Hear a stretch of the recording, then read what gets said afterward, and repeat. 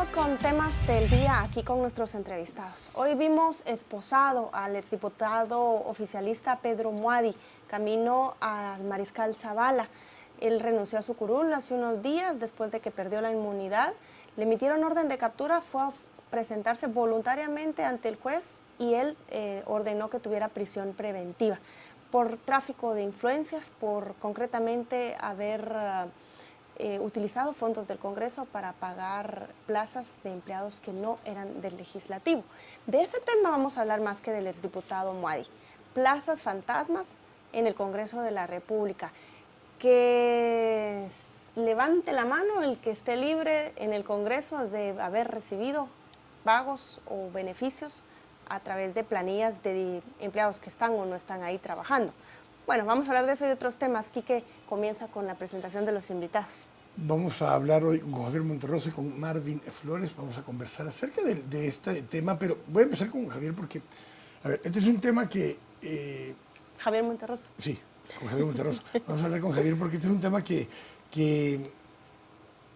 aunque es reciente la parte penal, digamos, la persecución penal, desde hace muchos años, mucho tiempo que se asumía, que se entendía que era un secreto a voces que se daban este tipo de situaciones. ¿Cómo pasa tanto tiempo sin que hubiera persecución penal en contra de este tipo de actos, Javier? Bueno, de hecho, Quique, el tema de las plazas fantasmas es un secreto a voces, pero no es tan fácil identificarlas. La Contraloría General de Cuentas tiene la obligación de verificar quiénes son los trabajadores que están realmente en todas las instituciones del Estado. Y conozco de cerca procesos donde la Contraloría General de Cuentas manda a citar a estos funcionarios para que se presenten y vean qué es lo que están haciendo.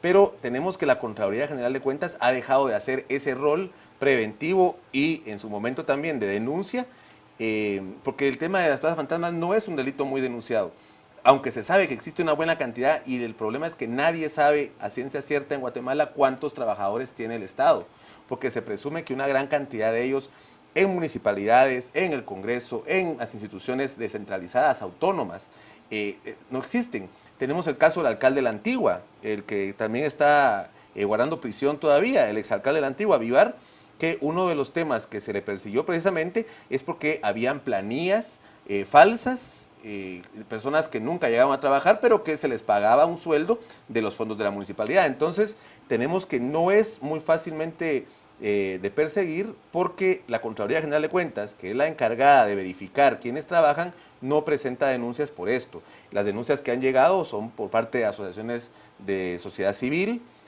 por verificaciones de incluso opositores políticos que señalan a alcaldes o a personas que tienen plazas en la universidad que son fantasmas. Pero para centrarnos en el Congreso, Marvin, el informe de CIEN decía ayer que en el Congreso no se sabe con claridad cuántos trabajan, cuáles son los contratos administrativos que otorga, cuáles son los criterios de selección de personal, y cada diputado cuesta 4.3 millones de quetzales al legislativo, y ha subido en más de 200% el costo del Congreso en los últimos 12 años. Si nos cuesta tan caro, ¿por qué permitimos que no nos digan y nos rindan cuentas de cuántos realmente trabajan en el Congreso, quiénes son y cuánto ganan? ¿Cuál es la imposibilidad de saberlo? Interesante pregunta porque no es tan fácil, lamentablemente, que rindan cuentas, porque pongo un caso bien sencillo. Bueno, de hecho el caso del señor Muadi, Acción Ciudadana inició todo un proceso de investigación por denuncias que nos llegaron sobre plazas fantasmas. Nos dijeron, bueno, mire, tal diputado, tal bancada, tal partido tiene tantas plazas, no vienen a trabajar, solo cobran y no trabajan para el Congreso, sino que trabajan para el partido, es decir, en el tema de organización, etcétera. Y bueno, empezamos a hacer una serie de solicitudes de información pública y nos fueron negadas. Y de hecho tuvo que ser la Corte de Constitucionalidad la que obligó prácticamente al Pleno del Congreso, a la Junta Directiva, a entregarnos la información de las plazas. Claro. Eso nosotros lo que hicimos fue contrastarlo con la serie de denuncias que teníamos, con copias de cheques que supuestamente se recibían y que se regresaba una parte a las empresas de las personas hoy sindicadas. Y luego lo que se hizo fue trasladar toda esta información a CICIG, porque evidentemente nuestra organización no tiene ni el mandato ni la potestad para hacer todo ese tema de investigación. Entonces, si vemos que un Congreso de la República no cumple con una ley de acceso a la información, que es un derecho básico universal, no es tan fácil, digamos, que rindan cuentas. Y lo mismo sucede en las municipalidades, pequeñas o grandes, donde muchos alcaldes se sienten los reyes y los dueños del poder local. Cuando vemos esto y vemos la persecución que se logra hacer hasta ahora, y vemos todos los documentos que incautó la CICIG, el Ministerio Público, la duda que nos queda es quién no va a estar dentro de la lista de diputados que tiene plazas fantasmas. ¿Cómo logramos generar una especie de censo? Tú lo mencionaste hace un momento, Javier, pero hace unos días, revisando otras dependencias, decían, miren, hay 3 listados distintos de cuántos empleados públicos hay. El Congreso de la República ni siquiera publica la información de salarios ni el número de empleados en la página que es obligatoria en una ley que ellos aprobaron dentro de la Ley de Acceso a la Información Pública. ¿Cómo podemos forzar para que las cosas como las que nos dice Marvin ahora no sigan sucediendo donde nos ocultan la información y entonces es hasta imposible fiscalizar cómo lo hacemos? Bueno, ese es uno de los problemas también de la propia Ley de Acceso a la Información. Como bien dices, hay una serie de información obligatoria de todas las instituciones, no todos la cumplen, y la institución encargada de verificar que se cumpla la Ley de Acceso a la Información es la Procuraduría de Derechos Humanos, ¿verdad? Pero hay rubros como estos que no tienen que ver nada más con un tema de acceso a información, sino también con transparencia y rendición de cuentas de las propias instituciones del Estado. Por eso insisto en el tema de la Contraloría General de Cuentas. Es un rol importantísimo que no está llevando a cabo la Contraloría. Porque con un simple conteo de Exacto. ver qué empleados de la planilla están ahí y cuáles no, podrían saberlo, ¿no? Exacto, pero veamos también el caso de Muadí, precisamente. No era el primer señalamiento que se le hacía durante su gestión.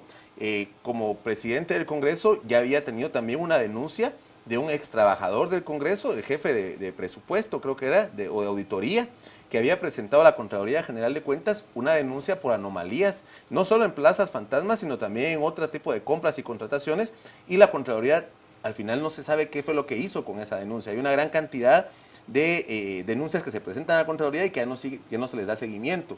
Y en el tema de acceso a información deberíamos de pensar ya en que la Procuraduría de Derechos Humanos no es de repente el ente que podría o que debería tener la fiscalización del cumplimiento de toda la Ley de Acceso a Información, porque hay algunos asuntos de la Ley de Acceso a Información que sí se refiere a derechos, y la Procuraduría de Derechos Humanos al final de cuentas puede presentar una sanción moral hacia la persona que no está aplicando la Ley de Acceso a Información, pero que hacen falta sanciones administrativas y sanciones penales para que no están contempladas. Yo quiero ir al caso que mencionaba Marvin, que es por el que el exdiputado está preso ahora.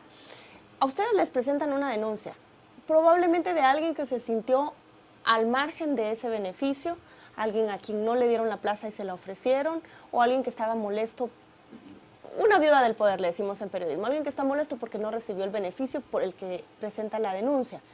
Pero si no es por eso, no nos enteramos a través de ustedes y de CICIG que había esa contratación anómala. Y el problema no solo es de que hay plazas fantasma, el problema también, porque lo mencionaba aquí incluso un presidente del Congreso, que se contrata gente con un sueldo de 10,000. La gente recibe su cheque, pero está obligada a darle al jefe de bancada o a X persona una cantidad y él se queda con 5,000, 4,000, se va repartiendo el salario. Hay demasiado negocio con los salarios en el Congreso. Lo que nos cuesta en general se va como extendiendo el beneficio para muchas personas.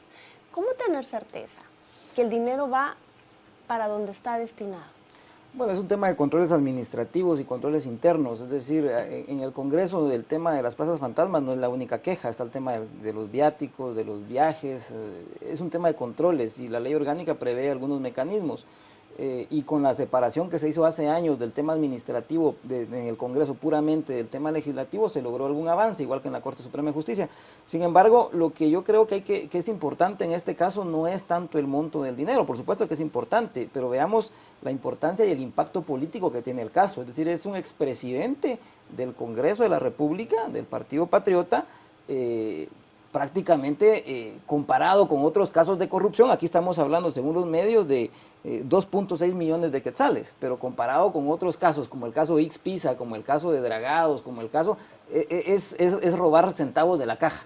Entonces aquí no veamos tanto el impacto en cuanto a cantidad de recursos, sino el impacto político. Y creo que ahí estuvo también el impacto asertivo de CICIG en tocar ese tema, porque evidentemente uno de los organismos más corruptos que tenemos y que hay que continuar el proceso de depuración es el Congreso de la República. Pero yo quisiera, en el mismo sentido que plantea Marvin, no es nada más, lo más importante por supuesto es que da un presidente del Congreso, pero Pedro Muadi tiene otra característica, que es reconocida, que es un representante del sector privado en el Congreso de la República. Cuando vemos la trayectoria, no es una trayectoria política, es un empresario, ocupó altos cargos en la Cámara de la Industria, él se reconocía dentro del grupo de personas vinculadas al sector privado que llegan al Partido Patriota. De hecho, él públicamente lo reconoce, que él es más empresario que político, y vemos que no es garantía para nada de probidad o de una reforma política importante que no sea político. Al contrario, esta persona, representante de los intereses del sector empresarial, comete este tipo de delitos que, como bien decía Marvin también, el monto parecía hasta un poco ridículo, es como un robavueltos a ese nivel, y es un presidente del Congreso y un empresario reconocido. Yo estoy de acuerdo contigo, el escarnio ha sido grave para él, para su gremio, para la gente que lo apoyó. Él mismo decía, yo me equivoqué al incursionar en política hoy en sus declaraciones. Pero ¿quién está libre en el Congreso, Javier y Marvin? ¿Qué diputado podría decir, yo no he recibido un solo centavo? Por eso que hablábamos de que les pagan un poco con planillas de asesores, de secretarias, de asistentes. Miren, yo no me canso de contar eso. Una vez acá nos decía un expresidente del Congreso que un diputado, y nos dio el nombre, pero fuera de cámara, le había llegado a pedir una plaza, o sea, de estas fantasmas, porque se iba a casar y necesitaba más plata. Y eso no lo denuncian. O sea, todos están ahorita viendo como Muadi, ay, pobre Muadi, pero ¿quién está libre? Pareciera como que solamente levantaron esta piedra y encontraron, pero si revisan a todos, ¿qué tan libres están? Yo por eso planteaba hace un momento el tema de todo lo que ya incautó la CICIG y el Ministerio Público, porque se llevaron los expedientes completos de recursos humanos. Si no han procedido con otros casos es o porque están muy ocupados con otros temas o porque están armando una serie de expedientes vinculados a esto, y no son de este año. Se llevaron todos los expedientes de 5 o 6 legislaturas hacia atrás, completas. El impacto que eso puede tener en el número de personas involucradas es enorme, Martín. De hecho, yo me atrevería a decir que el caso de las 15, 20 plazas fantasmas que se hablan en el caso Muadi son nada comparada con otros expresidentes del Congreso de la República y los propios, algunos extrabajadores o trabajadores, perdón, del Congreso de la República reconocen que en ciertos periodos de tal XY partido han habido una cantidad de plazas que algunos siguen vigentes. Que algunas siguen vigentes, que unos trabajan, que otros no, pero que abrieron la oportunidad. Muchos de ellos están agradecidos con determinado partido, con determinado expresidente del Congreso, de haberles dado oportunidad de trabajar, y ahí siguen después de 15, 20 años presupuestados, no digamos únicamente en tema temporal. Entonces yo creo que el tema de que si sigue haya secuestrado todos estos archivos es importantísimo, porque tal como lo demuestra también el caso Ixpisa, se pueden tejer redes de corrupción que te apuntan de un nudo de corrupción a otro nudo de corrupción, tal como vimos el caso del señor Alejos hace pocos días, que estoy casi seguro que es un derivado de la investigación de la red del caso Ixpisa. Lo mismo puede suceder en el Congreso. Se decía que después de que secuestraron esa información había mucho nerviosismo entre las organizaciones de trabajadores en el Congreso, porque se llevaron lo que ellos atesoran, claro, la planilla, cuánto gana quién, ¿verdad? La famosa planilla.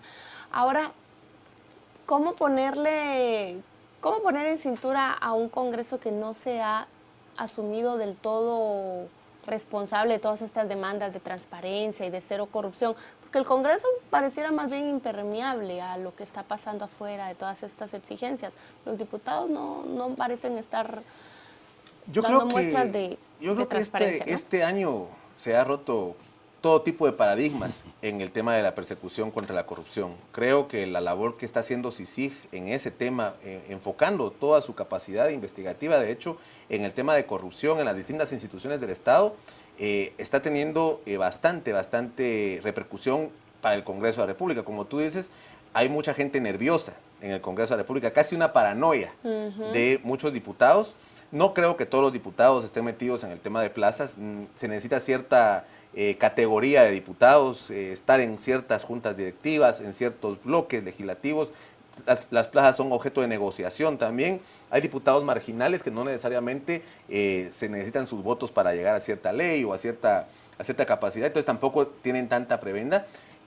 No creo que todos estén metidos, ni que todos hayan estado metidos, pero sí creo que una buena cantidad están muy nerviosos, pero creo que esto que está haciendo CICIG, que ya sería, creo que son 14 diputados que están vinculados en distintos delitos, en distintos tipos de procesos, en distinto, digamos, etapa del proceso. Algunos ya le quitaron el antejuicio, como fue a Muadí, otros están a punto de quitárselos, ¿verdad? Otros están en recursos legales.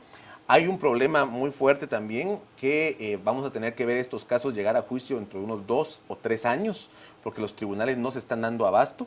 Al final de cuentas, la mejor prevención, y por eso tenemos un sistema penal, es porque supuestamente el sistema penal logra la prevención del delito a través de la sanción penal contra los diputados, en este caso, que cometen eso. Esa es la única forma de prevenir de verdad y que de verdad los diputados dejen de hacer estas prácticas, pero va a ser hasta dentro de 2 o 3 años que veamos las condenas, porque la agenda de tribunales está saturada. 15 segundos. Y yo creo que no ha sido solo el Congreso el más impermeable al tema de la agenda de transparencia, de lucha contra la corrupción. Creo que no son tan impermeables. Nosotros tenemos un caso, hablar del tema municipal.